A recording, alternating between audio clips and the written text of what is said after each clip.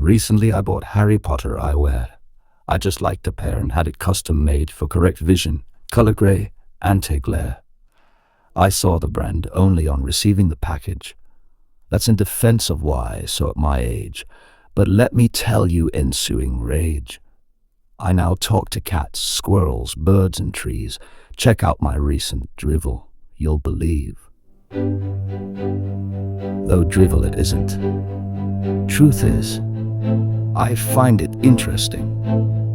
It gives new perspective on things, a connect to nature that intrigues. Everything has its place in this universe. We get lost, move away from course central. Like other animals guided by sense of direction. And with nature's help, we find our true abode again. Oh, that's great. There we are.